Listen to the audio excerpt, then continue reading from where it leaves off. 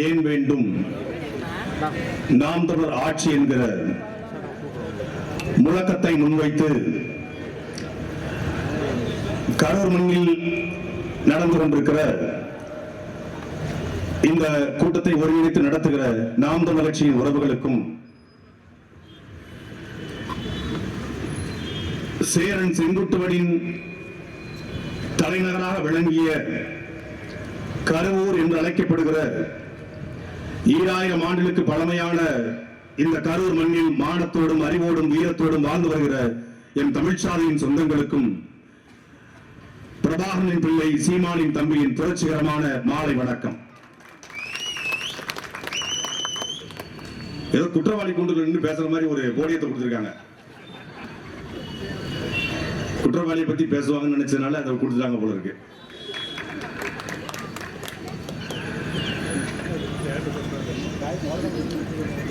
உண்மையிலே இந்த மேடைக்கு வர்ற வரைக்கும் எதையோ பேசணும்னு வந்தேன்.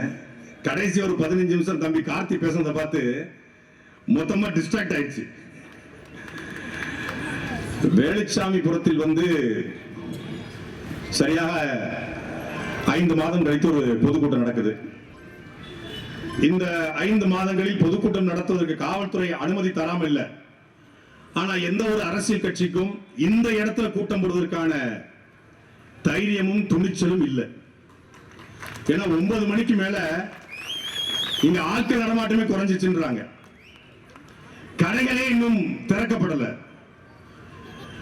நமக்கு அதன் மீது நம்பிக்கையிலும் கூட வெகுசன மக்களுக்கு ஒரு இறுக்கம், ஒரு அச்சம், ஒரு வகையான பதட்டம் தொலைக்காட்சியில், செய்திகளில், வலைதளங்களில் அதை செய்தியாக படித்தவர்களுக்கே அச்சமும் ஒரு தயக்கமும் ஒரு பதட்டமும் இருக்கும் என்றால் துள்ள துடிக்க இதே இடத்துல 41 பேர் சாவதை கண்ணுக்கு முன்னாடி பார்த்த அந்த மக்களுக்கு எவ்வளவு பெரிய வலி இருக்கும், எவ்வளவு பெரிய வேதனை இருக்கும்.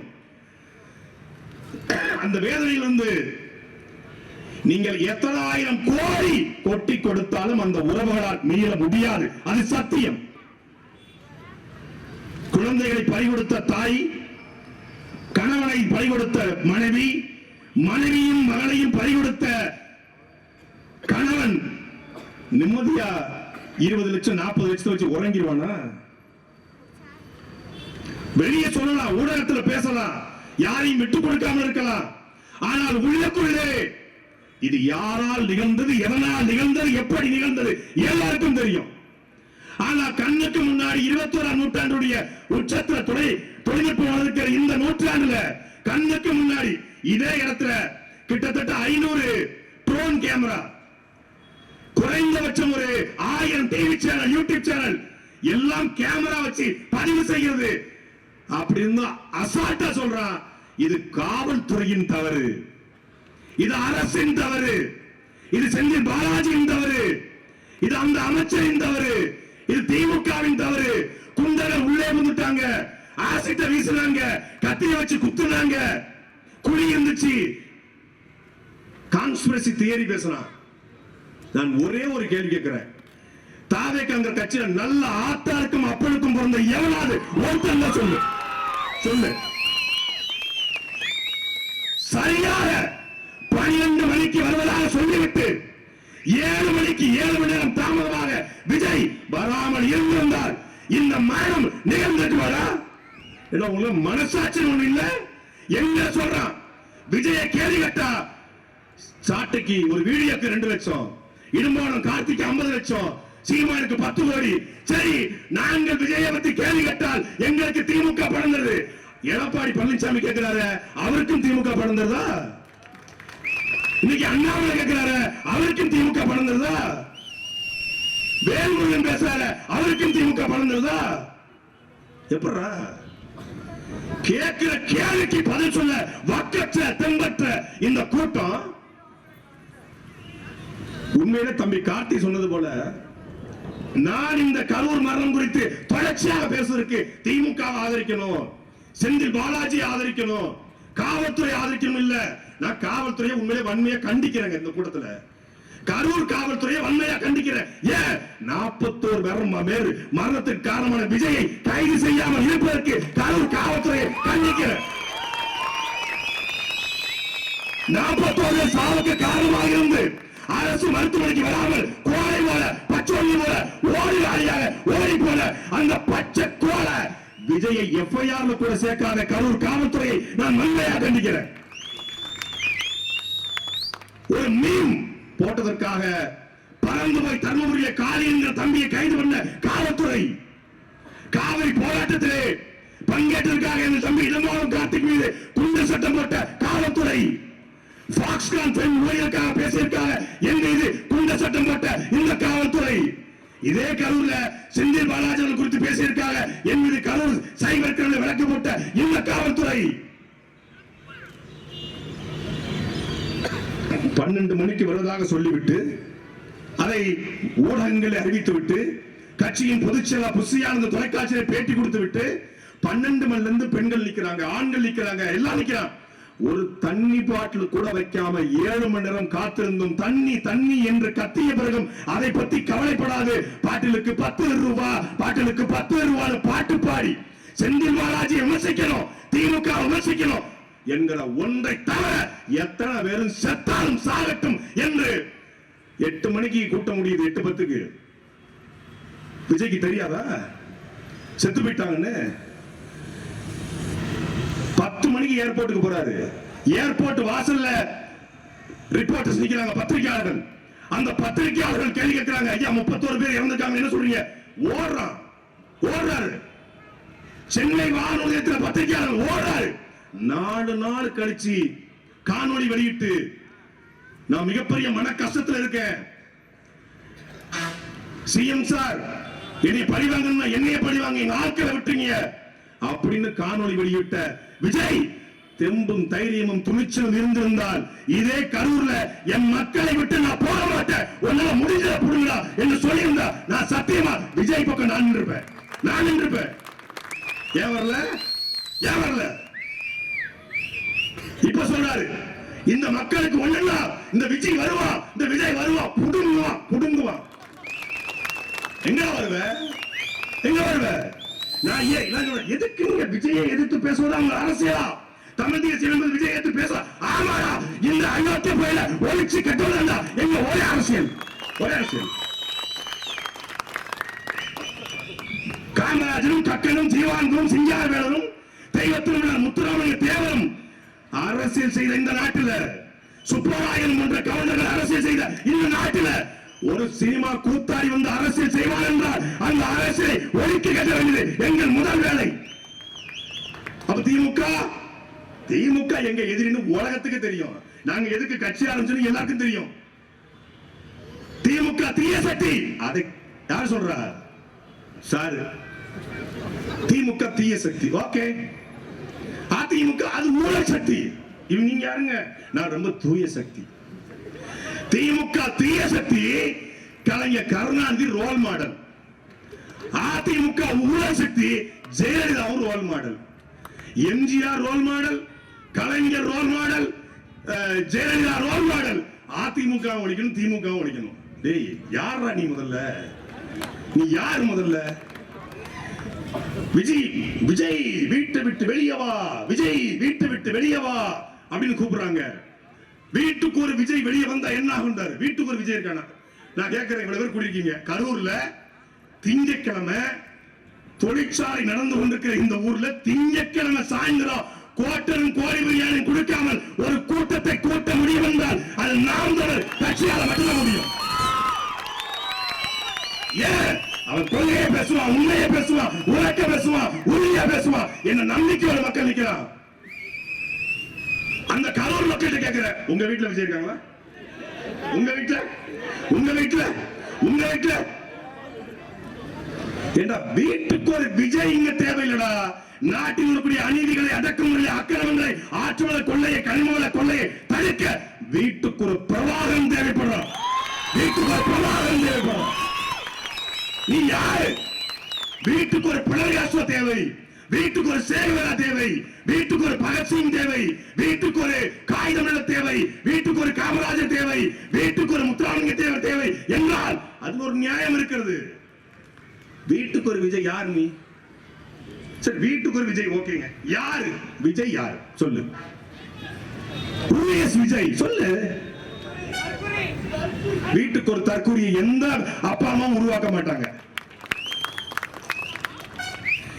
சொந்த அப்பா அம்மா மேலேயே என் போட்டோவை பயன்படுத்தக்கூடாதுன்னு வழக்கு போட்ட ஒருத்தனை எந்த வீட்டையாவது பெற்றிருக்கு விரும்புவாங்களா உலகத்துல?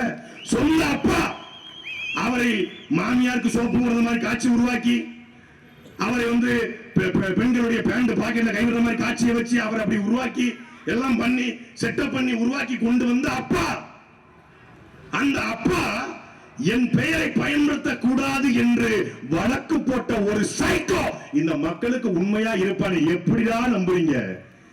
அந்த தம்பி காட்டி சொன்னான் படத்துல, உசிரை போனாலும் விவசாயத்தை மட்டும் விட்டுறாதீங்க பாரு.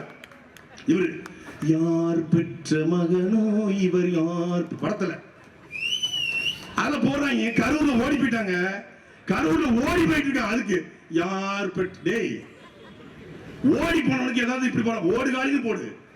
ஓடி போனவனுக்கு யார் பெற்ற மகனோ? நான் கேட்க வேண்டிய கேள்விகளை இந்த இடத்திலிருந்து கேட்பதான் சரியா இருக்கும். காவல்துறையின் மீதும் கரூர் கூடிய மாவட்ட ஆட்சியின் மீதும் மாவட்ட காவல்துறை கண்காணிப்பாளர் மீதும் பழியை போட்டாரு. அப்புறம் என்ன மைத்துக்காக கூட்டம் நடந்த இந்த இடத்துல கரூர் காவல்துறைக்கு நன்றி சொன்னேன். ஏன் நன்றி சொன்னேன்? நன்றி சொன்ன காவல்துறையை நீ எதற்காக மறுநாள் காணொலி வெளியிட்டு காவல்துறையின் தவறுன்னு சொல்லி சொன்ன? காவல்துறை மட்டும் இல்லாமல் இருந்திருந்தால் அந்த மரணம் 150 பேர் மரணமாக சத்தியமாக இருக்கும். எங்களுக்கு காவல்துறை மீது விமர்சனம் உண்டு. காவல்துறை இருக்கிறவன் யாரு இல்ல?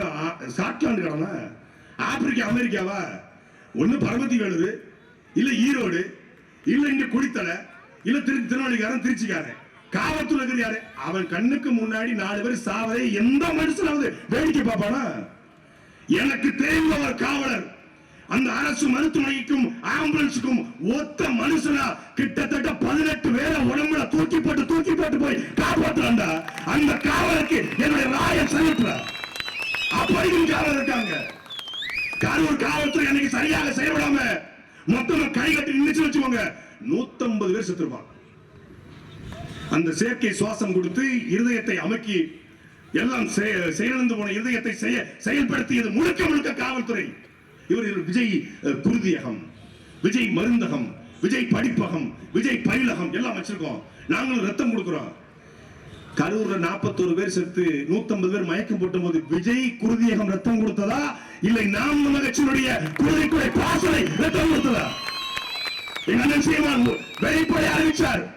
கரூரில் இந்த கூட்டு நெருக்கடியில் விஜய கூட குற்றம் சாட்டல, கூட்டு நெருக்கடி ஏற்பட்டு மருத்துவமனையில் அனுமதிக்கப்பட்டிருக்கூடிய நம்மளுடைய வார்த்தை கவனிக்கணும், தாவேக்கா இல்ல, நம்மளுடைய சொந்தங்களுக்கு நாம் தமிழர் கட்சியினர் ரத்தம் கொடுங்கள் என்று அறிவித்த ஒரே கட்சி அது நாம் தமிழர் கட்சி மட்டும்தான். எங்களுக்கு கட்சி பாதுகாப்பு அப்புறம் தான் மனுஷனை பார்ப்போம். இறந்து போனது யாரு? தமிழன் தானே, தமிழ் ரத்தம் தானே. எங்களுக்கு வேதனை இருக்கு, வருத்தம் இருக்கு. மொழி போருக்காக 22 பேர் தீ குளிச்ச தமிழ்நாடு. மொழி போருக்காக செத்த தமிழ்நாட்டில் ஒருத்த மூஞ்ச பார்க்க போய் செத்துட்டானுங்கிற வருத்தம் எங்களுக்கு இருக்கிறது. ஆனாலும் இறந்தவர்கள் தமிழர்கள். மக்கமா பழிய தூக்கி போட்டு இன்னைக்கு வரைக்கும் பேசுறாங்க. இன்னைக்கு வரைக்கும் கரூர்ல எந்த தப்பும் செய்யல. எங்க அண்ணன் சீமான் ஒரு கூட்டத்துக்கு வராருன்னா இதே கரூர் தான் நினைக்கிறேன். 2011 கரூர்ல கூட்டம். அண்ணன் நன்மாறன், அண்ணன் முன்னாள் அண்ணன் முரளிலாம் ஏற்பாடு பண்ணிருக்காங்க. குளித்தலை தாண்டி வரும்பொழுது வருக வருகன்னு ஒரு பிளெக்ஸ் இருக்கு. நிப்பாட்டார் வண்டிய. ஏண்டா வருக வருகன்னு வைக்க நான் வரமாட்டேனா? நான் தான் வந்துகிட்டு இருக்கேன், அப்புறம் வருக வருக. இதுதான்டா தலைவனுக்கு அழகு. வருக வருக இந்த முழக்கம் போடுவது, துண்டு போடுவது, பட்டாசு வெடிப்பது, இந்த எந்த கலாச்சாரமும் இல்லாத ஒரு கட்சி அது நாம் தமிழர் கட்சி மட்டும்தான். நீ என்ன பண்ண? 12 மணிக்கு போனா கிரவுட் இருக்காது. திமுக பெரியாள நாம பெரியாள காட்டணும். 30 விழா நடந்திருக்கு. 30 விழா விட பெரிய கூட்டத்தை காட்டணும். அப்போ வெயில்ல மக்கள் காத்திருக்கட்டும். குறுக்க மறுக்க இந்த இடத்துல விஜய் வந்து கொண்டிருக்கிறார் அனௌன்ஸ்மெண்ட் நடந்துச்சா இல்லையா? இதே இடத்துல 2 மணிக்கு வருவார், 3 மணிக்கு வருவார், 4 மணிக்கு வருவார், 5 மணிக்கு வருவார். 5 மணிக்கு வந்துட்டாரு, பைபாஸ் வந்துட்டாரு. 5 மணிக்கு காவல்துறை போய் சொல்லுது, சார் உள்ள போனா மிகப்பெரிய கேஷுவாலிட்டி நோக்கி போகாதீங்க, கூட்டம் நெருக்கடியா இருக்கு, காலையில இருந்து தண்ணி குடிக்காம தவிச்சு நிக்கிறான், வண்டி இவ்வளவு பெரிய பேருந்து பாத்திருக்கீங்களா, இந்த ராட்சசன் படத்தை ஒரு வண்டி மாதிரி இருக்கும், ஒரு யமகாதக பேருந்து மாதிரி இருக்கும், அதுல போகாதீங்கன்னு எச்சரிக்கிறாங்க. இல்ல நாங்க அப்படித்தான் போவோம் அப்படின்னு திமிர் எடுத்து உள்ள வர்றாங்க. மீண்டும் காவல்துறை போய் எச்சரிக்குது, இது எஃப்ஐஆர்ல இருக்கு, 50 மீட்டருக்கு முன்னாடி நிறுத்துங்க, உள்ள போனா மிகப்பெரிய நெருக்கடி ஏற்படும். இல்ல நாங்க அங்கதான் போவோம். இப்படி நெருக்கி நிக்கிறீங்க இவ்வளவு பேரு. இதுக்கிடையில ஒருத்தன் இருசக்கர வாகனத்தை எடுத்து உள்ள வரான், என்ன ஆவீங்க? இதுக்கிடையில ஆம்புலன்ஸ் எடுத்து ஒருத்தன் உள்ள வரான், என்ன ஆவீங்க? நெருக்கி நிக்கிறீங்க. நெருக்கி நிக்கிற ஒரு ஆள் போயிட்டு வரதே கஷ்டம். இதுக்குள்ள ஒரு 15 அடி 30 அடி நீளத்துல ஒரு பேருந்து வந்தா என்ன ஆகும்? அதனாலதான் மரணம். அவனை பார்க்கறதுக்காக எல்லாம் பின்னாடி போறாங்க. பின்னாடி யாருன்னு தெரியல, பொத்து விடுறாங்க. இந்த 41 பேர் மரணத்திலே எங்களுக்கு கூடுதலாக ஒரு வழி என்னவென்றால், காதல் ஜோடிகளாக போன ஆகாஷ் என்கிற ஒரு பையன் இறந்து போனான். அந்த பையனும் அவனுடைய காதலியும் இறக்கிற காட்சி சமூக வலையத்தில் இருக்கு. என்கேஜ்மெண்ட், திருமண நிச்சயதார்த்தம் முடிந்து சரியா 1 மாசம் காதல் திருமணம், பெற்றோர்கள் சமூகத்தில் நடக்க போகுது. 1 மாசம் திருமணம். அந்த பிள்ளை பக்கத்துல ஒரு பொண்ணு கீழே விழுது, அந்த பொண்ணும் கீழே விழுது, அந்த பையனும் கீழே விழுறான். பொண்ணை காப்பாத்த அந்த பையன் ஆகாசு நாம் தமிழர் கட்சியை சார்ந்தவன்.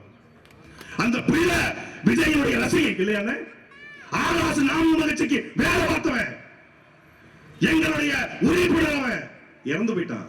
வாடு மட்டும் சாலடா, ஏடும் சேர்ந்தாண்ட சத்திருக்கிறான். உன்னை பார்க்க வந்து 8 குழந்தைகள், 13 பெண்கள். எப்படா மலேசியால போய் உனக்கு ஆட்டம் வருவதற்கு மனசு வருது என்கிற தம்பி இடமானம் காத்துடைய கேள்வி அரசியல் உள்ள கேள்வி.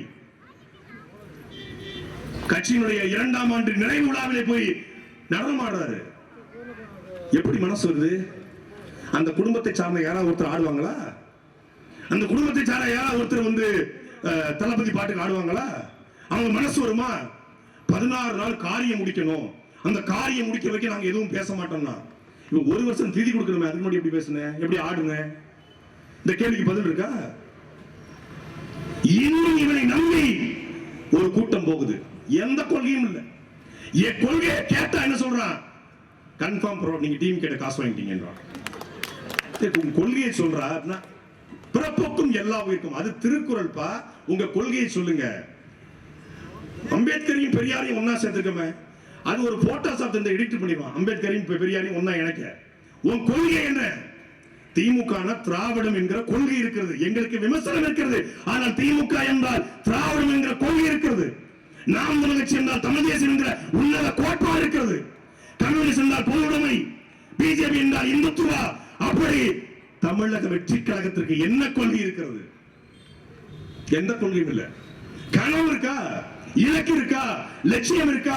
நோக்கம் இருக்கா? ஒரே ஒரு கனவு, என்னது? சிஎம் ஆயிரணும். ஒரே ஒரு நோக்கம் என்ன? சிஎம் ஆயிரணும். ஒரே ஒரு இலக்கு என்ன? சிஎம் ஆயிரணும். சிஎம் ஆகி என்ன பண்ணுவ? பசிக்கு அழாத குழந்தை, கல்விக்கு ஏங்காத மாணவன், வேலைக்கு அலையாத இளைஞன், இதுதான் என் கனவு இந்தியா என்ற பகத்சிங் கண்ட கனவு இன்னும் நிறைவேறவில்லை. நான் அதிகாரத்துக்கு வந்தால் ஆரம்ப கல்வி முதல் ஆராய்ச்சி கல்வி வரை அனைவருக்கும் தரமான சமமான கல்வியை கொடுப்பேன் என்று அண்ணன் சீமான் சொல்றாரு. அதுபோல உனக்கு கனவு இருக்கிறதா? காய்ச்சல் முதல் புற்றுநோய் வரை தரமான சமமான சுகாதாரமான மருத்துவத்தை கொடுப்பேன். தமிழ்நாடு அமைச்சரும் அரசு மருத்துவமனை அறுவை சிகிச்சை செய்யற அளவுக்கு ஒரு தரமான மருத்துவத்தை கொடுப்பேன் அப்படின்னு அண்ணன் சொல்றாரு. அதுபோல உனக்கு ஒரு கனவு இருக்கா? நிலமும் வளமும் சார்ந்த தொழிற்சாலை உருவாக்கி தற்சார்பு பொருளாதார கொள்கையின் அடிப்படையில் இந்த நிலத்தினுடைய கடனை அடைத்து மிகை மாநிலமாக மாற்றுவேன் என்று அண்ணன் சீமான் கனவு காண்கிறாரே, அப்படி ஒரு கனவு உங்களுக்கு இருக்கா? 3 லட்சம் பேர் தம்ம கரூர்ல வேலை பார்த்தான். 3 லட்சம். தென்னிந்தியாவிலேயே கோயம்புத்தூர் திருப்பூருக்கு பிறகு பேருந்து கட்டுமானம் பஸ்பாடி பாடி சாப்பிடுற இடம் கரூர். டெக்ஸ்டைல் கோயம்புத்தூர் திருப்பூருக்கு பிறகு அதிகமாக டெக்ஸ்டைல் கரூர். இன்னைக்கு கரூர் கூடிய கவுண்டரும் நாடாரும் ஊராணி கவுண்டரும் தேவரும் தேவேந்திரம் படையரும் முருகன் இந்த டெக்ஸ்டைல வேலை பார்க்கறதா சொல்லு. மனசாட்சி உள்ளான்னு சொல்லு. யார் வேலை பார்க்கறா? முழுக்க முழுக்க வந்திருக்காரன். 3 லட்சம் பேர் மாச சம்பளம் 20,000 போடு. 60,000 கோடி ரூபாய் ஆண்டுக்கு எடுத்துட்டு போறான். 60,000 கோடி நம்மளுடைய பணம் வடநாட்டுக்கு போகுது. கரூர்காரன் பல தலைமுறையா வாழ்ந்து வந்த தாத்தன் பூட்டன் பாட்டன் காலத்திலிருந்து வாழ்ந்து வந்த இடத்த இது வெண்ணமலை கோயிலுக்கு சொந்தம்னு ஒரு வெண்ணப்பைய வழக்க போட்டு பூர்வகுடி மக்களை விரட்டான். கேட்க நாதி இல்ல. சரி, கோயில் யாரா கட்டினதுன்னு கேட்டா கோயில் முருகனுக்காக கட்ட. முருகனே கட்டினாரா? வெண்ணமலையில் கூடிய பாலசுப்ரமணிய சாமியே கோயிலை கட்டிட்டாரா? வெண்ணமலை கோயில அந்த வெண்ணமலை கோயிலை கட்டினது யாரையுமாடா? என்னுடைய கருவறையில பூர்வகுடி மக்கள் கட்டிய கோயில் அது. அப்ப கோயில் யாருக்கு சொந்தம்? கோயிலை கட்டியவன் தமிழன். கோயிலுக்கு இடத்தை கொடுத்தவன் யாரு? அவனும் தமிழன். கோயிலுக்கு இடத்தை நாங்க கொடுத்தா அந்த இடத்துல நாங்க குடியிருந்தா இது அறநிலையத்துறைக்கு சொந்தமான இடம். அறநிலையத்துறை என்பது என்ன? அமெரிக்காவோட அறநிலையத்துறையா? சீனாவுடைய அறநிலையத்துறையா? பாகிஸ்தானுடைய அறநிலையத்துறையா? தமிழ்நாடு அறநிலையத்துறை தானே. அந்த அறநிலையத்துறைக்கு பாத்தியப்பட்ட இடத்தை வச்சு நீ என்ன செய்ய போற? கரும்பு விதைக்க போறியா? எள்ளு அறுக்க போறியா? நெல்லு போட போறியா? என்ன பண்ண போற? 1000 ஏக்கருங்க பாலசுப்ரமணிய சாமிக்கு இருக்கு. அவர் என்ன பண்ண போறாரு? 1000 ஏக்கர்ல வள்ளியின் தெய்வானையும் கூட்டிட்டு சுற்றுலா போறாரா? டேய், உள்ள இருக்கிற முருகன் உனக்கு செலடா, எனக்கு எங்கள் முப்பாட்டன் முருகன்றா. எங்களுக்கு 1000 ஏக்கர் பண்ணையாரா முருகன்? முருகன் மக்களுக்கானவன், மக்களுக்காக போராடிய தலைவனவன். அவன் நிலத்துல போய் மக்கள் குடியேறதுக்கு யாரா வழக்கு போட்டு? திருத்தொண்டர் சபை ராதாகிருஷ்ணன் ஒரு பையன். அவன் வேலையே இதுதாங்க. அவன் வேலை என்ன? எங்கேயாவது போறது. 4 பேர் சந்தோஷமா ஒரு குடியிருப்பு இருந்தா பிடிக்காது அவனுக்கு.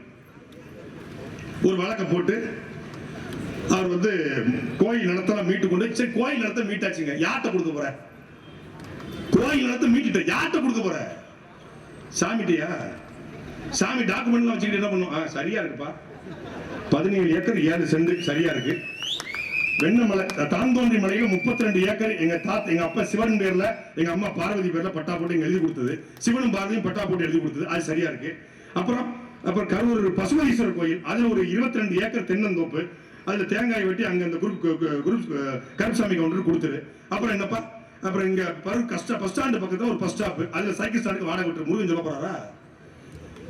இந்த மாதிரி ஒரு பைத்தியக்கார கூட்டம் உலகத்துல எங்கேயுமா இருக்குமாங்க?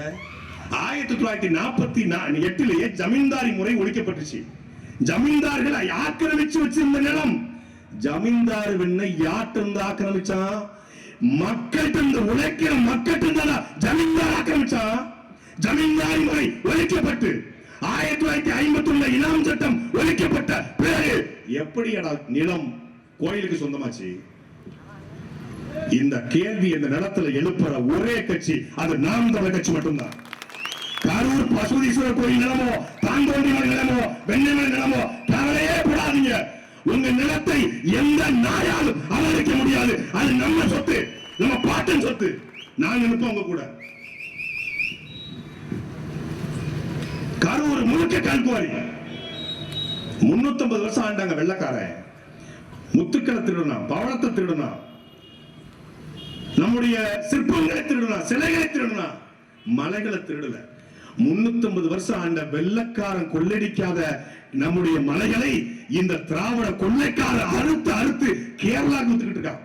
சரி, சொந்த மண்ணுக்கு கல்குவாரி தேவைதான். நாங்க கல்குவாரி வேணாம்னு சொல்ல முடியாது. குழிப்பாறைகள்ல, தரை நிலங்கள்ல கல்குவாரி தேவை. வீடு கட்டுறது கல் தேவை, மணல் தேவை. அது தமிழ்நாட்டு தேவைக்கு பயன்படுத்தப்படுதா? தமிழ்நாட்டு தேவைக்கு பயன்படுத்தப்படுதா? இங்கிருந்து லாரி லாரியாக கேரளாவுக்கு போகுது. இவன் கேரளாவுக்கு லாரில கல் அனுப்புறான், அவன் குப்பை அனுப்புறான். நாங்க சும்மா இருப்போமா? அவன் கல்லை கொண்டு போய் கொட்ட அவன் தெருநாயை கொண்டு விட்டு இருக்கான். அவனுக்கு தெரிஞ்சிருச்சு, தெருநாயை பூரா கொண்டு இறக்கி விட்டு போயிடுவான். ஏன்னா இந்த நாடை யார் ஆண்டுகிட்டு அவனுக்கு தெரியுது. அதனால தெருநாயை பூரா இறக்கி விட்டு போயிடுவோம் முடிவு பண்ணி மொத்த தெருநாயும் கொண்டு போய் குன்னூர், கோத்தகிரி, கூடலூர் பூரா இறக்கி விட்டான். தமிழ்நாட்டில் இவ்வளவு தெருநாய் இருக்குது காரணம் கேரள அரசு. கேரளாவிலையும் மழை இருக்கு, தமிழ்நாட்டிலையும் மழை இருக்கு. அங்க வெட்ட முடியாது. ஏன்? அங்க அந்த மண்ணின் மகனே அந்த நிலத்தை ஆண்டு கொண்டிருக்கிறான். இங்க இல்ல, அதான் பிரச்சனை. இதுல பெரிய கொடுமை என்னன்னா, இந்த கல்குவாரி சிக்கலை பத்தி முழுசா ஆராய்ஞ்சு உள்ள போனா, கல்குவாரிகளை முறையாக நடத்த, சரியாக நடத்த கல்குவாரி முதலாளிகள் தயாரா இருந்தாலும் லீகலா இந்த கல்குவாரியை நடத்துறாங்க தயாருங்கன்னு ஒரு கல்குவாரி முதலாளி சொல்றான்னு வச்சுக்கோங்க, நீ இல்லீகல் நடத்து, இல்லீகல் நடத்தி எனக்கு ஏக்கருக்கு 5 லட்சம் கொடு. கேட்கறது யாரு தெரியுமில்ல? தமிழ்நாட்டினுடைய கனிமவளத்துறை அமைச்சர் ரகுபதி அவருடைய பிஎஸ் செய்யுது. நான் ஆதாரத்தோட சொல்றேன், அவர் பிஎஸ் செய்யுது, ரகுபதி அமைச்சருடைய பிஎஸ் செய்யுது. ஒவ்வொரு கல்குவாரி முதலாளிக்கும் வாட்ஸ்அப்லாம் கிடையாது, டைரக்ட் கால், ரெக்கார்ட் இருக்கேன், ரெக்கார்ட் வச்சிருக்கேன். சும்மா நான் ஒண்ணு இந்த விசிலடிச்சா முடிஞ்சு கிடையாது, சீமான் தம்பி ஆதாரத்தோட பேசுவேன். போன போட்டு ஒவ்வொரு முதலாளிக்கும் ஏக்கருக்கு 5 லட்சம். ஒரு கல்குவாரி 10 ல இருந்து 20 ஏக்கர் இல்லாம செய்ய முடியாது. அப்ப ஏக்கருக்கு ஒரு கல்குவாரிக்கு 50 லட்சம். 50 லட்சம் எதுக்குள்ள? இந்த பிப்ரவரி மாதத்துல கொடுக்கணும். எதுக்கு? தேர்தல் நிதி. அவன் கல்குவாரியை எப்படி லீகலா செயல்படலாம்னு கல்குவாரி முதலாளி யோசிக்க, இல்லீகலா எப்படி நடத்தலாம்னு அமைச்சர் யோசிக்கிறாரு. அப்புறம் விளங்குமா? அப்படித்தான் போய் கேட்டிருக்காங்க. ஒவ்வொரு கல்குவாரியும் 1 கோடி கொடு, 50 கோடி கொடு அப்படின்னு நீ வசூல போடுறது.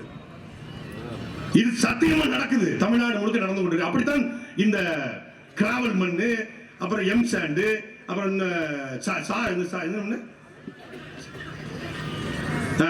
இந்த ஒரு இதுல இருக்குமே குளத்து மண்ணு, கிராவலாது மண்டல் மண்ணு, வண்டல் மண்ணு எல்லாத்துக்கும். அதாவது ஆற்காடு நவாபுகள் கூட இப்படி வரி வசூல் பண்ணிக்க மாட்டான். ஆற்காடு நவாப் போயிட்டான், வெள்ளக்காரன் போயிட்டான். இவன் என்ன பண்ணிட்டானா, மணலா எனக்கு காசு, மலையா எனக்கு காசு, நீ மணலை நீ எடுத்துக்க. பேருக்கு முன்னாடி பாத்தீங்கன்னா மணல் கரிகாலை பேரே இருக்கும். என்னங்க மணல் கரிகாலை, மணலை நீங்க எதுவும் கண்டுபிடிச்சிக்கிறாங்க.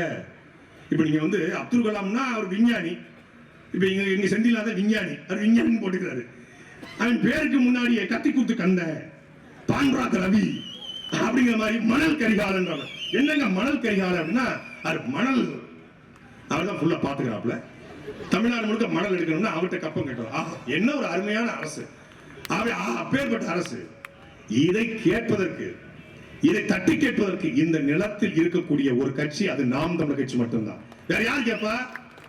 எல்லாம் போய் மணல் குவாரிக்கிட்ட, கல் குவாரிக்கிட்ட கப்பம் கட்டு கையேந்தி நிற்கிறான்.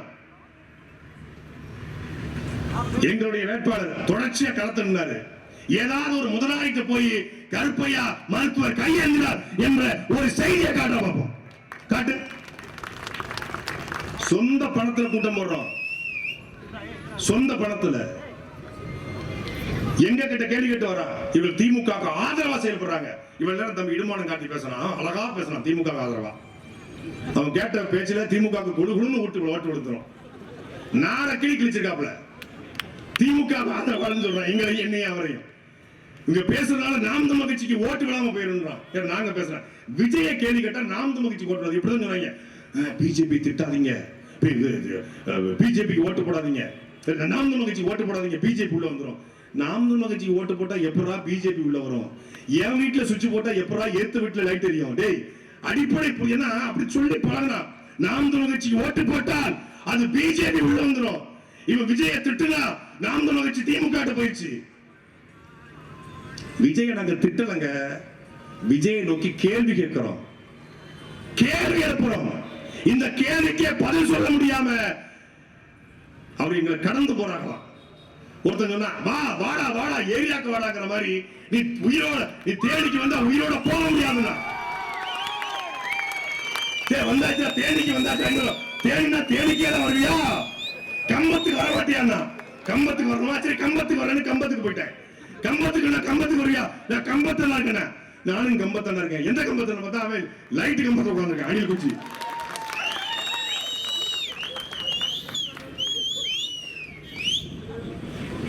அவன் நினைச்சிட்டான் ஏதோ பாய்ச்ச விடாலுக்கு யூடியூப்ல 10 ரூம்ல உட்கார்ந்து மைக் வச்சு பேச நினைச்சான். டேய் இந்த நிலத்தில் நீ தலைவனா ஏற்றிருக்கிறவன் ஓடுகாலி விஜய், நாங்கள் தலைவரா ஏற்றிருப்பது 24 நாடுகளை ஓடவிட்ட எங்கள் தலைவன்.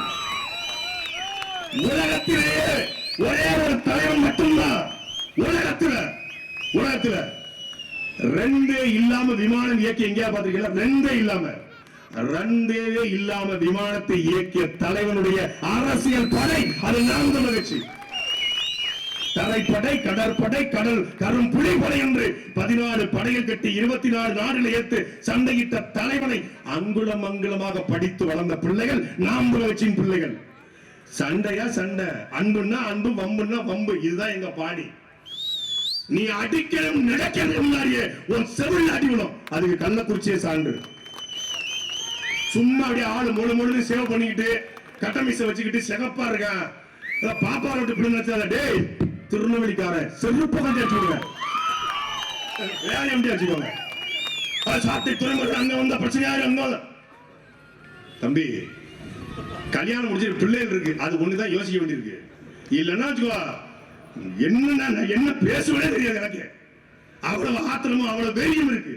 ஏன் விஜய் மீது தனிப்பட்ட வன்மமா நாங்க பேசணும்? யாராவது விஜயின் குடும்பத்தை, விஜயின் பிள்ளைகளை, விஜயின் தனிப்பட்ட வாழ்க்கை பேசவும் மாட்டோம். யாரும் பேசவும் அனுமதிக்க மாட்டோம். ஆனால் கொள்கை ரீதியாக நாங்கள் கேள்வி கேட்போம். பெரியாரை கொள்கை தலைவர் என்று சொல்கிறாயே, அப்புறம் ஏன் கவின் ஆணவ படுகொலைக்கு கருத்து சொல்லவில்லை என்ற கேள்வியை எழுப்புகிறோம். மனசார்பற்ற சமூக நீதி என்று பேசுகிறீங்களே, திருப்பரங்குன்றத்துக்கு ஏன் கருத்து சொல்லவில்லை என்ற கேள்வியை எழுப்புகிறோம். பதில் இருக்கா? நாம கேள்வி கேட்டா டிவிகே தளபதி தளபதி. டிவிகே என்பது பதில். டிவிகேனா ஓரமா கரூர் வேலுசாமி பொறுத்தவரை வித்துக்கோ. அது இல்ல, கேட்கிற கேள்விக்கு பதில் சொல்லு. பதில் கிடையாது. முதல்ல 5 கொள்கை தலைவர் அறிவிச்சாப்ல. பெரியாரு, அப்புறம் அம்பேத்கர், காமராஜர், அஞ்சலை அம்மா, வேலுநாச்சியார். எவனோ ஐடியா கொடுத்திருக்கான். இந்த 5 சமூகம் தான் தமிழ்நாட்டில் பெரிய சமூகம். காமராஜரை போட்டீங்கன்னா நாடார் ஓட்டெல்லாம் பொத்துன்னு விழுந்துரும். வேலுநாச்சியாரை போட்டோம்னா முக்குளத்தூர் ஓட்டெல்லாம் நட்டுன்னு விழுந்துரும். அம்பேத்கரை போட்டீங்கன்னா பறையர் சமூகம், தேவேந்திர சமூக ஓட்டு, ஒடுக்கப்பட்ட மக்கள் ஓட்டெல்லாம் விழுந்துரும். அஞ்சலை அம்மா போட்டீங்கன்னா வன்னியர் ஓட்டு விழுந்துரும். அப்புறம் பொதுவா பெரியார், அது உப்புக்கு சப்பானி மாதிரி ஒருத்தர் வச்சுக்கோ. இந்த பொதுவா மேல போடும்போது பிள்ளையார் சொல்லி போடுவோம்ல, நம்ம ஆ போட்டது மாதிரி எழுதி வச்சுக்கோ. இந்த நாய்க்கரு இந்த ஓட்டெல்லாம் விழுந்துரும் அப்படின்னு சொல்லி ஐடியா கொடுத்துருக்கான். அவன் ஐடியா கொடுக்கும்போது அம்பேத்கர் தெரியுது சரி, வேலுநாச்சியார் தெரியுது சரி, பெரியாரு கேள்விப்பட்டிருக்கேன்னு சரி, அம்பேத்கர் தெரியும், காமராஜர் தெரியும். இந்த அஞ்சலை அம்மாள் யாருங்கிறது அவன் மாநாட்டுக்கு முதல் நாள் தான் அவனுக்கே தெரியும். நீ இல்லைன்னு மறுத்து, மாநாட்டுக்கு முதல் நாள் தான் அஞ்சலை அம்மாள் யாருன்னு தெரியும். ஈரோட்டுக்கு அவன் கட்சிக்காரன் வந்திருக்காங்க. ஈரோட்டுல கூட்டம், கட்சிக்காரன் போய் கேட்கறாங்க. 5 பேர் போட்டோ வச்சுட்டு கேட்கறான். இந்த 5 கொள்கை தான் கேட்டது. நினைக்கிறான் பாருங்க, எங்கால்தான் 5 பேர்ல காட்டி கொடுத்துட்டானே. 5 பேர்ல யாரு உங்களுக்கு பிடிச்சதுன்னு கேட்கறான். இந்த 5 கொள்கை 5 பேரையும் பிடிக்கும் இல்லைங்க. இந்த 5 பேர்ல யாரு உங்க கொள்கை தலைவரா பிடிக்கும்? அவன் கட்சிக்காரன் ஒரு பொறுப்பாளர். 5 பேருமே ப்ரோ கேமரா ஓடிட்டு இருக்கா ப்ரோ? ஆமா ஓடிட்டு தான் இருக்கு. இந்த 5 பேர்ல யாருன்னு சொல்லுங்க. 5 பேருமே பிடிக்கும். சரி, இந்த 5 பேர்ல ஒரு பேரை சொல்லுங்க. செந்தில் பாலாஜி. ஏய், அவர் திமுக முன்னாள் அமைச்சரா. அந்த 5 பேர்ல செந்தில் பாலாஜி இல்ல. செந்தில் பாலாஜி கொள்கை தலைவர் நினைச்சுக்கிட்டு இருக்கான். செந்தில் பாலாஜி தாவேக்கால இருக்காருன்னு அவன் நினைச்சுக்கிட்டு இருக்கானா? அவனுக்கு பேரு தற்குறியா இல்லையா? அடுத்து கேக்குறாங்க. சரிங்க, அடுத்த திருப்பி விடல. வேளாண் முருங்கமலை யாரும் நம்ம ட்ரைனிங்ல திருப்பி கேக்குது. இந்த மாதிரி ஈரோட்ல ஒருத்தர் இருக்காரு, அவர் பேச சொல்லுங்க. ஈரோட்லயா? முத்துசாமி ப்ரோக்ராம். என்னடா? சரி, புதுசா ஒருத்தர் சேர்த்துக்க. அவங்க புதுசா வந்தது செங்கோட்டையன் பிடிக்கும் ப்ரோக்ராம். செங்கோட்டையன் கொள்கை தலைவர் முதல் மாநாட்டில் 5 பேர் அறிவிச்சாப்ல. அந்த 5 பேருடைய கொள்கையும் கட்சிக்காரனுக்கு கொண்டு போய் சேர்க்கல. அம்பேத்கர் கொள்கை தலைவர் சரி, அம்பேத்கர் எந்த கொள்கையை எடுத்துக்கொண்டாய்? பெரியார் கொள்கை தலைவர் சரி, எந்த கொள்கையை எடுத்துக்கொண்டீர்கள்? வேலுநாச்சியார் அவங்க ஆளும்போது மன்னராட்சி, மக்களாட்சி இல்ல. அவங்க கிட்ட என்ன கொள்கை? அவங்க கணவனை பறிகொடுத்த, கணவனை கொன்ற வெள்ளைக்காரனை வீழ்த்தணும், வீரம். என்ன கொள்கை? அஞ்சலை அம்மாளும் காங்கிரஸ், காமராஜரும் காங்கிரஸ், 2 பேருக்கும் ஒரே தலைவர் நேரு. என்ன கொள்கை எடுத்துக்கிட்ட? கிடைச்சது போற 4 போட்டோ தான் கூகுள்ல கிடைச்சது, போட்டு வச்சிருக்கேன். அடுத்த மாநாடு பார்த்தாங்க. இந்த 5 பேருக்கு ரொம்ப பேசுறாங்க, ரொம்ப பேசுறாங்க. சரி, புதுசா 2 சேர்ப்போம். எதுக்குடா சேர்த்த? எதுக்குடா? எதுக்கோ சேர்த்தாங்கிற மாதிரி சேர்த்துட்டாங்க. 2 பேர் யாரும் பெரியாரும் சரி, எம்ஜிஆரும் அண்ணாவும். முதல் மாநாட்டில் ஏன் இல்ல, 2வது மாநாட்டில் ஏன் இருக்குன்னு கேட்டா, இந்த 2 பேர் வழியில நான் ஆட்சி நடத்த போறேன். ஒருத்தர் 1967 ஆட்சியை பிடிச்சாரு, ஒருத்தர் 1977 ஆட்சியை பிடிச்சாரு. ஒருத்தர் 1967 ஆட்சியை பிடிச்சதுக்காகவே போட்டுக்கன்னா, அதுக்கப்புறம் 1988 கருணாநிதி ஆட்சி பிடிச்சாரு, அவரையும் போடல. இல்லங்க, ரெண்டு பேரும் பெரிய அடக்குமுறை எதிர்த்து 10 ஆண்டுகள் ஆட்சியை வீழ்த்துறாங்க. அப்படி 10 ஆண்டுகள் அதிமுக ஆட்சியை ஸ்டாலின் வீழ்த்திருக்காரு, அவரையும் போட்டுக்க. 2004 இருந்து 2014 வரைக்கும் காங்கிரஸ் ஆட்சியை மோடி வீழ்த்திருக்காரு, அவரையும் போட்டுக்க. எதுக்கு போட்டுக்கோம்னு தெரியும். இந்த கேள்வியை கேட்டா நீ திமுகவுடைய ஏஜென்ட், நீ பிஜேபி பி டீம், நீ உனக்கு பெட்டி வந்துருச்சு, உனக்கு காசு வந்துருச்சு, மாநாட்டுக்கு பிச்சை எடுத்துட்டு பாருங்க. இந்த மாற்றத்துக்கு விரும்ப மாநாடு ஒரு மாநாடை போட்டு 10 நாளைக்கு தூங்கி கொஞ்சம் பவுடர் போட்டதுனால தெரியல, தூக்கம் அவ்வளவு தூக்கம் இல்லாம தெரிஞ்சுக்கிட்டு இருக்கோம், பிச்சை எடுத்துக்கிட்டு இருக்கோம். கோடி கோடியாக பணம் தான் நாங்கள் எனக்காக கையேந்தி நிற்கிறோம். கத்தி கத்தி செத்தாலும் சாவனை ஒழிய திராவிட கட்சியோட தேசிய கட்சியோட கூட்டணி வைக்க மாட்டேன், எவனோடும் என் தம்பிகளை என் தங்கைகளை அடமாக வைக்க மாட்டேன் என்று தீர்மானிக்கிறார். அவர் நினைச்சிருந்தா இன்னைக்கு 300 கோடி 500 கோடி 1000 கோடி ஒரு சீட் ஒரு விழுக்காடு வாக்கு இல்லாத கட்சி இன்னைக்கு 500 கோடி பேரம் பேசுது. ஒரு விழுக்காடுங்க, 1% 500 கோடி கேட்கறான். இவங்க கொடுக்க தயாரா இருக்காங்க. விருப்பம் வாங்கன்னு கூப்பிட்டா ஒரு ரூபாய் வரமாட்டான் கட்சி அலுவலகத்துக்கு. அந்த கட்சி 10 சீட்டு கேக்குது, கொடுக்கறான். சாதி கட்சி 50 கோடி 100 கோடி வாங்குது, 8.22 விழுக்காடு 36 லட்சம் வாக்கு. அது மோடியா ராகுல் காந்தியா என்கிற அந்த தேர்தலில் திமுக பல கூட்டணி, அதிமுக பல கூட்டணி, பாஜக கூட்டணி என்ற நிலையிலேயே ஓட்டுக்கு பணத்தை வாங்கினாலும் எங்களுடைய நாம் தமிழர் கட்சிக்கு தான் வாக்கு செலுத்த வேண்டும். 36 லட்சம் பேர் வாக்கு செலுத்தலாம் 2024 நாடாளுமன்ற தேர்தல். அது நாட்டினுடைய பிரதமருக்கு இருக்கிற தேர்தல். சட்டமன்ற தேர்தலுடைய நிலைய வேற. சீமானந்தம் பேரம் பேசணும் நினைச்சிருந்தா எந்த கட்சியோடும் பேரம் பேசலாம். நாங்கள் சொகுசாக வாழலாம், நாங்களும் ரேஞ்ச் ரோவர்ல போலாம், லம்போகில போலாம். இந்த 2 திராவிட கட்சிகளையும் வேரோடும் வேரடி மண்ணோடும் வீழ்த்துவதால் நாம் தமிழர் கட்சி இலக்கு. ஆனா குறுக்க இந்த கௌசிக் வந்தாங்கிற மாதிரி இப்ப இவன் வர்றான். நீங்க 2 பேரும் கொஞ்சம் ஓரமா போங்க. உங்களை ரொம்ப அடிச்சு நீங்க ரொம்ப டயர்டா இருக்கீங்க. இந்த புது பீஸை கொஞ்சம் அடிச்சு பழகிக்கிறோம், அதுக்குதான் அடிக்கிறோம். கேள்விதான் கேட்கிறோம், கேட்பேன், தொடர்ச்சியா கேட்பேன், தொடர்ச்சியா கேட்போம். தேர்தல் பிரச்சாரம் முழுக்க கேட்போம். வெகுண்டு வெகுண்டு வெடிகுண்டாய் மாறி கேட்போம். கேட்கிற கேள்விக்கு பதில் சொல்லு. உன் கட்சியினுடைய கொள்கை என்ன, கோட்பாடு என்ன, இலக்கு என்ன, லட்சியம் என்ன சொல்லு. கொள்கை தலைவர் அறிவிச்சாரா? அந்த ஜெயலலிதா தான், அந்த எம்ஜிஆர், அந்த அண்ணா. அப்புறம் பார்த்தா இப்போ NTTVக்கு ஒரு பேட்டி. NTTV ஒரு தொலைக்காட்சிங்க. உலகத்திலே தொலைக்காட்சிக்கு, காட்சி ஊடகத்துக்கு அச்சு ஊடகம் போல பேட்டி கொடுத்தது வந்தான். NTTVக்கு பேட்டி கொடுத்த பேட்டி வரல. பேட்டி நானும் விஜய் எக்ஸ்க்ளூசிவ் ஃபர்ஸ்ட் சாட்டா, Vijay exclusive first conversation. Interview கேள்விப்பட்டிருக்கோம். இது என்னப்பா first chat, first exclusive conversation? என்ன கான்வர்சேஷன் பார்த்தா விஜய் என்ன சொன்னாருங்கிறத விஜய்கிட்ட கேட்டவர் இன்னொருத்திட்ட கொடுத்து, அதாவது பேட்டி கொடுத்தவர் சொன்னத பேட்டி எடுத்தவர் பேட்டிய இன்னொருத்திட்ட கொடுத்து அது வெளியே வந்திருக்கு. புரியுதா? That is called தாவேகா. ஒரு நாளைக்கு காலையில் பத்திரிகையாளர் சந்திப்பு, மாலையில் பத்திரிகையாளர் சந்திப்பு, சென்னை வானொலியுமா அங்கே ஒரு சந்திப்பு 1 மணி நேரம், திருச்சியில் இறங்கினார் அங்கே ஒரு சந்திப்பு 1 மணி நேரம். உலக அரசியல், இந்திய அரசியல், தமிழ்நாட்டு அரசியல், புவியியல் அரசியல், சூழல் அரசியல், காடு வளம், கனிம வளம், நீர் வளம், நில வளம் எல்லாவற்றையும் கேள்வியா கேட்டாலும் எல்லா கேள்விக்கும் பதில் சொல்லிவிட்டு வேற ஏதாவது கேள்வி இருக்கா என்று கேட்கிற ஒரு தலைவன். தம்பி வேற கேள்வி இருக்கா பற்றுமா அப்படின்னு சொல்ற ஒரே தலைவன் எங்களுடைய அண்ணன் செந்தமிழன் சீமான் மட்டும்தான்டா. நீ அமெரிக்கா எடுத்துக்க, அங்க மோடி நிற்பாரு, அங்க ட்ரம்ப் நிற்பாரு, இந்த பக்கம் இன்னொரு பிரதமர் அதிபர் வேட்பாளர் நிற்பாரு. 2 பேரும் நிப்பாட்டி பேசுவாங்க. ஒருத்தர் ஏ, ஒருத்தர் பி. 2 பேர்ல யார் சரியா பேசுறாங்களோ, யார் அமெரிக்காவுக்கான பிரச்சனையை தீர்ப்புன்னு சொல்றாங்களோ அவங்களுக்கு ஓட்டு. அப்படி ஸ்டாலின், சித்தப்பு எடப்பாடி, நம்ம பக்கா மாசு, எங்க அண்ணன் 4 பேரையும் பேச விடு. எங்க அண்ணனை கூட நீ முதல்ல கூட பேச விடு, அதுக்கப்புறம் 3 பேரையும் பேச விடு. இல்ல 3 பேர் பேசணும் பிறகு அண்ணனை பேச விடு, இல்ல நடுவுல பேச விடு, எப்படி வேணாலும் பேச விடு. எங்க அண்ணன் பேச்ச மீறி இந்த 3 பேரும் பேசிட்டா நாங்கள் நாம் தமிழ் கட்சியில் இருப்பது விலகிறோம்டா. பேசுவாங்களா? என்ன பேசுவாங்க? பேப்பர் கூட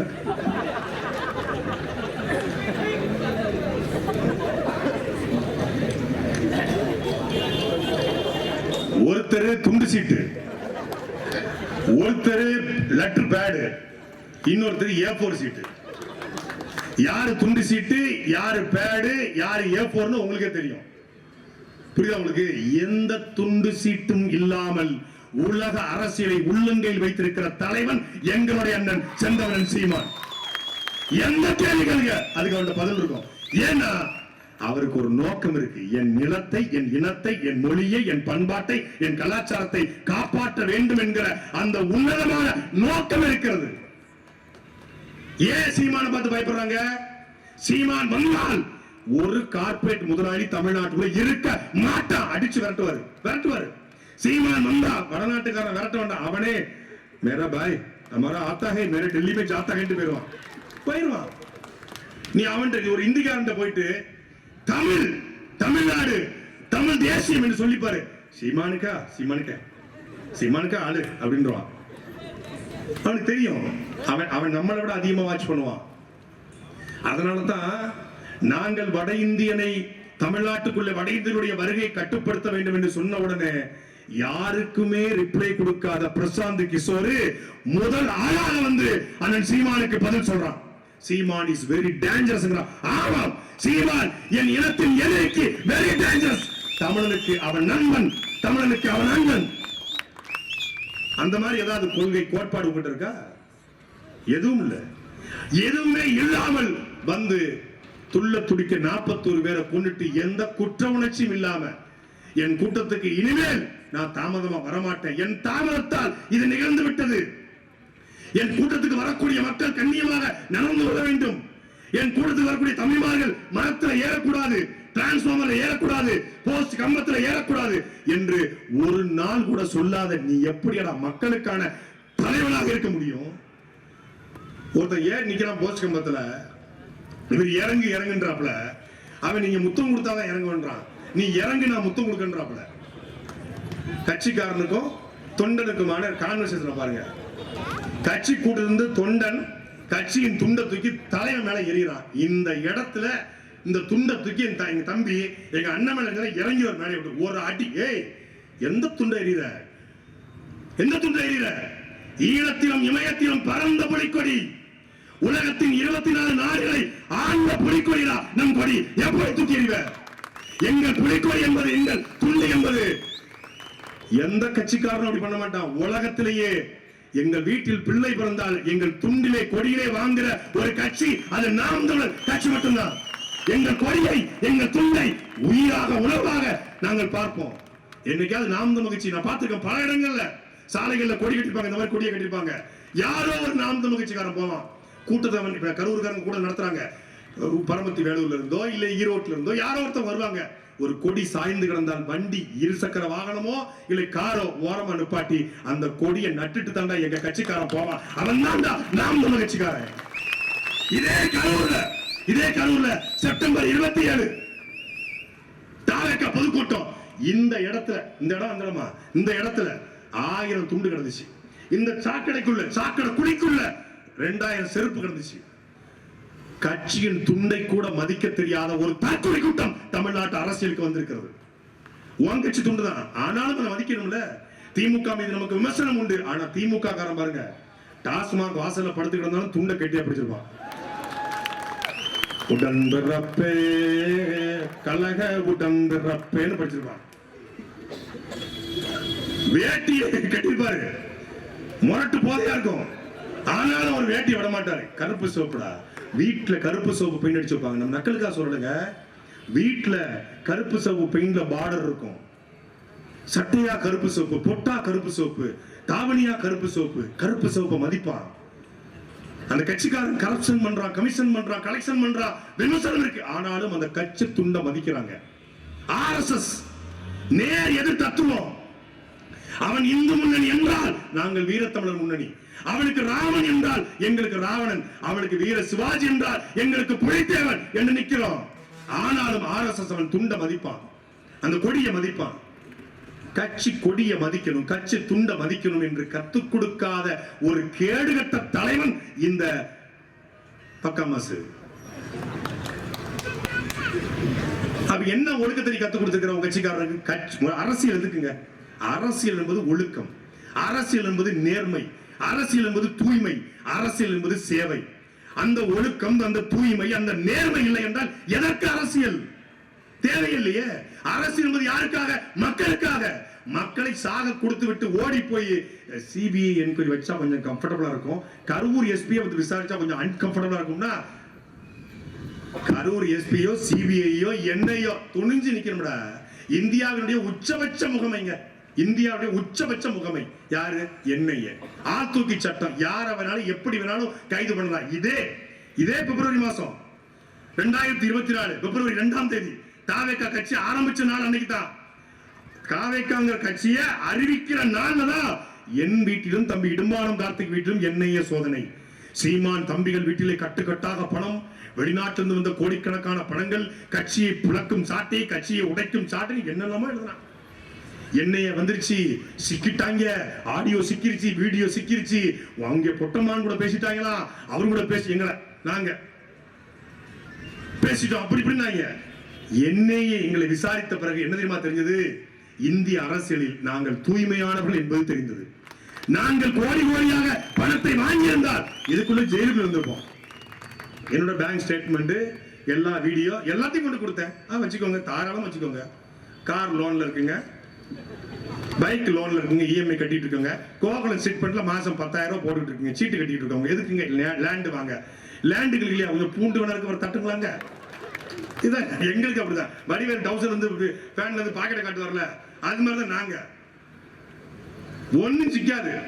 நாங்க என்ன முன்னாள் அமைச்சர்களா இன்னாள் அமைச்சர்களா பதுக்கி வைக்க ஒதுக்கி வைக்க ஒண்ணும் கிடையாது. அதனால என்ஐஏ சோதனை வந்த போதும் கூட துணிந்து தெளிந்து நின்னோம்.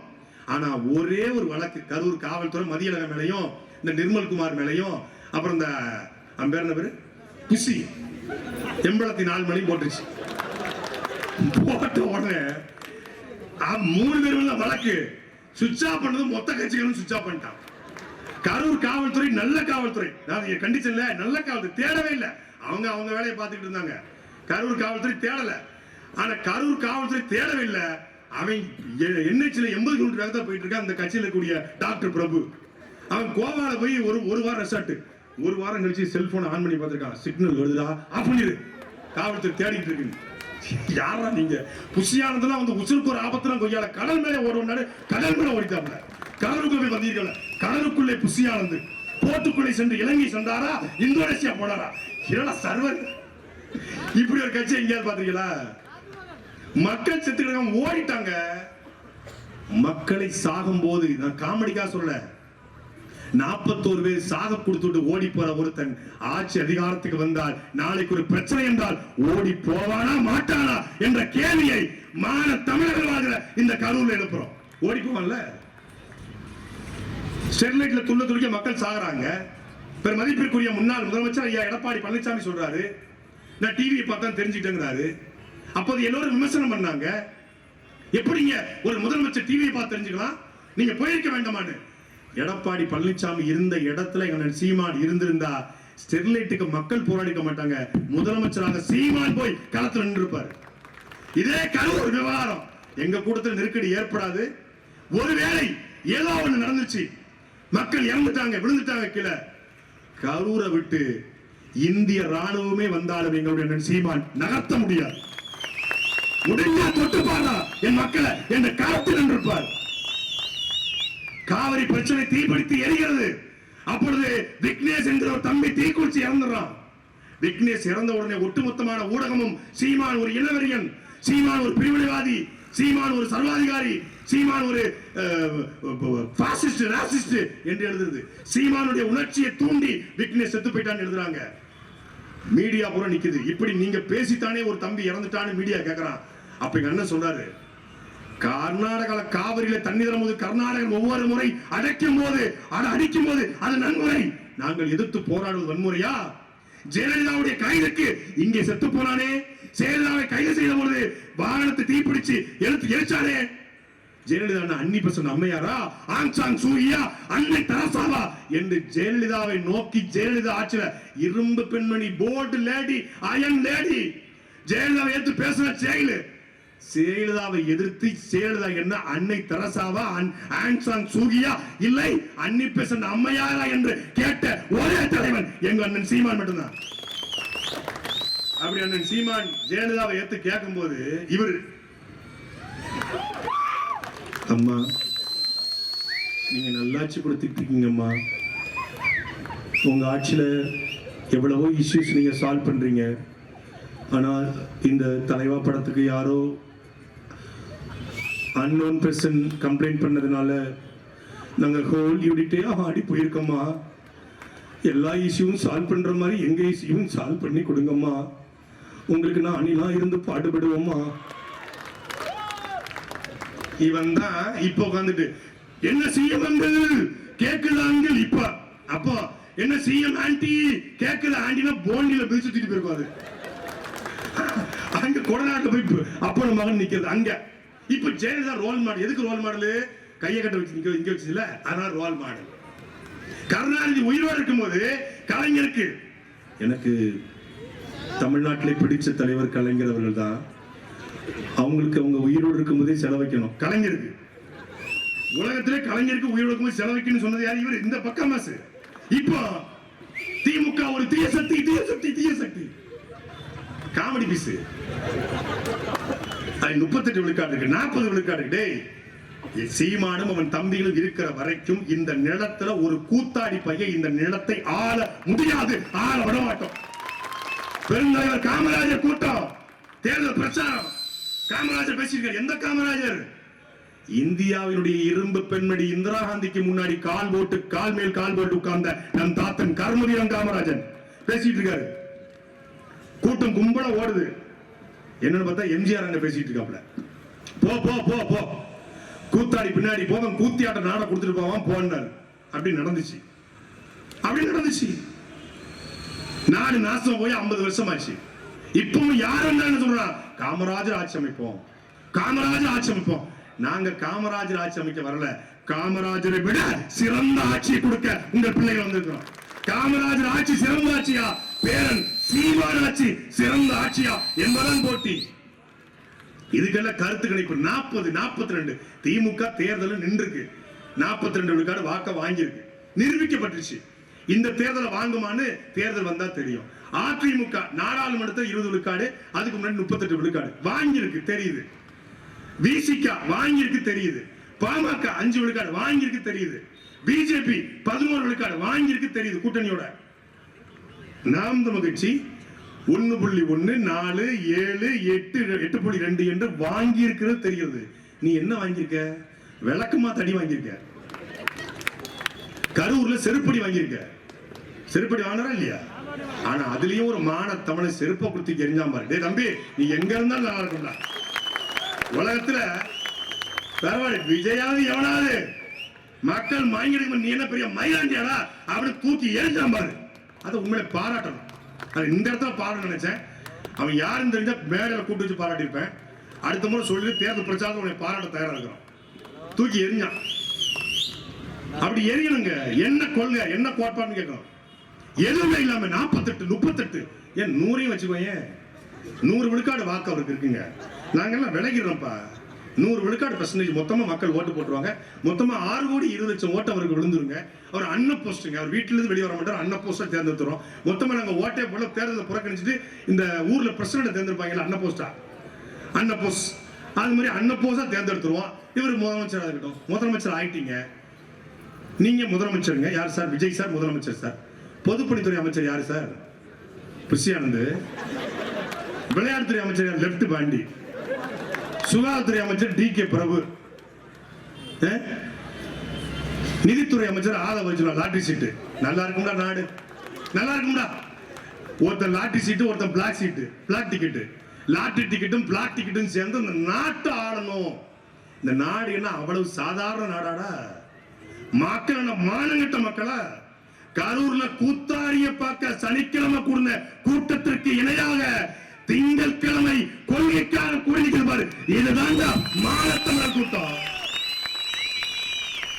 நாங்கள் யாரும் திரை பிரபலங்கள் கிடையாது, நடிகர் கிடையாது, கவர்ச்சி கிடையாது, விக்கும் கிடையாது. ஒரிஜினல் எப்படி வேணாலும் பண்ணலாம். விக்கு கிடையாது, பாப்பா கிடையாது, ஒரிஜினல் மேன் இன் தமிழ்நாடு.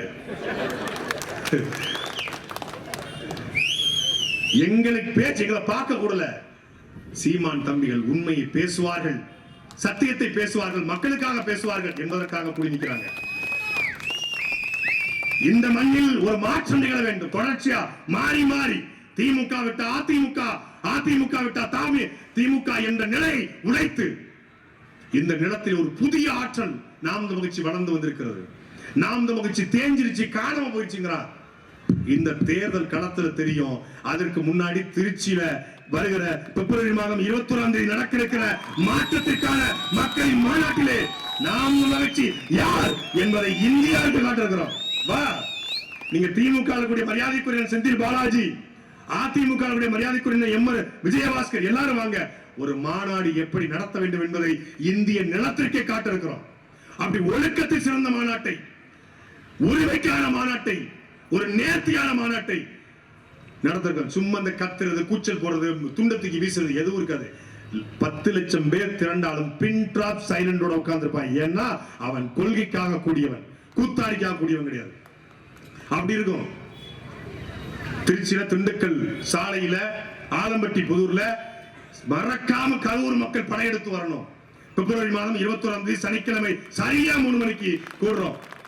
நாங்கள் யார், எதற்காக இந்த அரசியல் இதுவரை நின்றிருக்கிறோம், என்ன சாதித்திருக்கிறோம், என்ன செய்ய போகிறோம் என்பதை தெளிவுபடுத்துகிற மாநாடு. இங்கெல்லாம் கூட்டணிக்கு பேச்சுவார்த்தை நடந்துகிட்டு இருக்கு. வேட்பாளருக்கு பேர் நடந்து கொண்டு இருக்கு. 50 கோடி இருந்தா சீட்டு. தம்பி காந்தி சொன்ன 30 கோடி இருந்தா சீட்டு. அப்படி இல்ல, சாதாரண ஆட்டோ ஓட்டுநரும் தேர்தல் களத்தில் நிற்க முடியும் என்பதை நாம் மகிழ்ச்சி இந்த தேர்தலத்தை நிரூபிக்கிறது. பணக்கார மட்டும்தான் எம்எல்ஏ ஆக முடியும், பணம் படைத்தவர் மட்டும்தான் அமைச்சராக முடியும். இல்லை, சாதாரண மக்களும் சட்டசபை ஒரு கொத்தனார் மகன், சீர்காழியில கொத்தனார் மகன் 500 ரூபாய்க்கு வேலை செய்யக்கூடிய கொத்தனார் மகனை சீர்காழி சட்டமன்ற வேட்பாளர் களத்தில் இறக்கியிருக்கிறோம். இப்படி ஒவ்வொருவரையும் பார்த்து பார்த்து தேர்ந்தெடுத்து மண்ணுக்காக, மக்களுக்காக, மொழிக்காக யார் களத்தில் நிற்பாங்க, யார் சரியா இருக்கும், சமூக பிரதித்துவம். இந்தியாவில் தமிழ்நாட்டில் இது ஒரு எந்த அரசு கட்சியும் செய்யாத புரட்சி. இதுவரைக்கும் புறக்கணிக்கப்பட்ட வண்ணார் சமூகம், புறக்கணிக்கப்பட்ட குயவர் சமூகம், புறக்கணிக்கப்பட்ட பண்டாரம் சமூகம், புறக்கணிக்கப்பட்ட ஆசாரி சமூகம், இப்படி புறக்கணிக்கப்பட்ட சமூகங்களுக்கு தேர்தலில் வாய்ப்பு கொடுத்திருக்கிறோம். இந்தியாவில் உலகத்திலேயே சட்டசபை தேர்தலிலே முதல் முறையாக ஆணுக்கு பெண் சமம், ஆணும் பெண்ணும் சமம் என்பதை தாண்டி மாற்று பாலினமாக இருக்கக்கூடிய திருநங்கை ரோஷினியை வெள்ளிவாக்கம் தொகுதியிலே களத்தில் இருக்கின்றோம். இந்தியாவில் எவனும் செய்யல.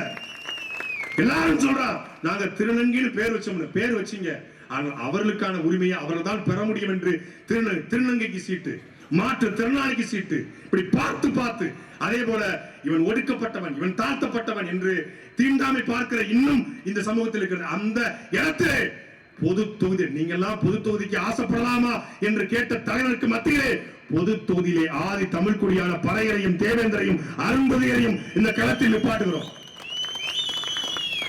எல்லோருக்குமான வாய்ப்பு. நீங்க வேட்பாளர் அறிவிக்கும் மேடை மட்டும் பாருங்க, அதை பார்த்துட்டு ஓட்டு போடலாமா போடக்கூடாது நீங்க முடிவெடுங்க.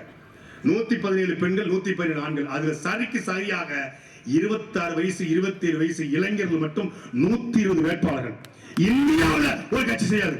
நரை விழுந்து கிளப்பருவம் எய்தி கொடுங்கூற்று கிளைங்கிற மாதிரி வேட்பாளர் ஃபுல்லா வெள்ள டைவு. இது ஆப்ஷனல்.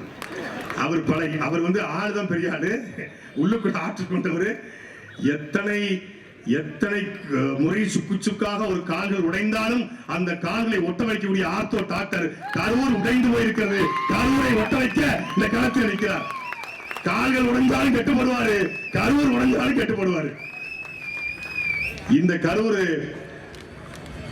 ஸ்டாம்பேட் நடந்த பொழுது, கரூர் கூட்ட நெரிசல் நடந்த பொழுது அவருடைய கரூர் மருத்துவமனை கரூர் கேஜி மருத்துவமனையை இலவசமாக திறந்து வைத்த மருத்துவர், மனிதநேய மருத்துவர் எங்கள் ஐயா கருப்பையா. அப்படி களத்தில் நிப்பாட்டுகிறோம். பார்த்து பார்த்து வாய்ப்பு. 117 பெண்கள் 117 ஆண்கள். கற்பனை பண்ணி பாருங்களேன். 33 விழுக்காடுக்கு முக்கிறான். 30 பெண்கள் ஆணும் பெண்ணும் சமம்னு இப்பதான் பேச ஆரம்பிச்சிருக்கிறான். ஆனால் ஆணும் பெண்ணும் சமம் அல்ல, ஆணுக்கு பெண் சமம் அல்ல, ஆணும் பெண்ணும் சமம் என்பதை களத்தில் நிரூபிக்கிற தலைவன் எங்களுடைய அண்ணன் செந்தமிழன் சீமான். அந்த அடிப்படையில் தான் இந்த தேர்தலில் நாங்கள் களம் காண்கிறோம். கரூரில் வாழக்கூடிய மாணவ தமிழர்கள் இன்னைக்கு கரூர் நம் கையை விட்டு கொஞ்சம் கொஞ்சமாக சென்று கொண்டிருக்கிறது. நம்முடைய தொழில் வரலாற்றுக்கான கட்டுப்பாட்டில் போயிடுச்சு. அதை முழுமையாக மீட்டெடுத்து கரூர் மண்ணினுடைய இளைஞர்களுக்கு கரூரின் வேலை வாய்ப்பு வர வேண்டும் என்றால், கரூரின் ஆற்றுவள கொள்ளை, கனிமவள கொள்ளை தடுக்கப்பட வேண்டும் என்றால், நீங்க உங்களுக்கு இருக்கிற ஒரே இறுதி வாய்ப்பு விவசாய சின்னத்திலே வாக்களிப்பது மட்டும்தான். அதனால் மாணவ தமிழர்கள் நமக்கு பொறியாளர் தோற்கலாம், விஞ்ஞானி தோற்கலாம், ஏன் ஒரு வழக்கறிஞர் கூட தோத்து போகலாம். ஆனால் வழக்கறிஞரோட நன்மாரனை பார்த்துறாதீங்க. எதையுமே பேசுறதுக்கு பயமா இருக்கு. வழக்கறிஞருக்கும் சீட்டு, மருத்துவருக்கும் சீட்டு, விஞ்ஞானிக்கும் சீட்டு. ஆனால் உணவை தருகிற விவசாயி தோற்கக்கூடாது.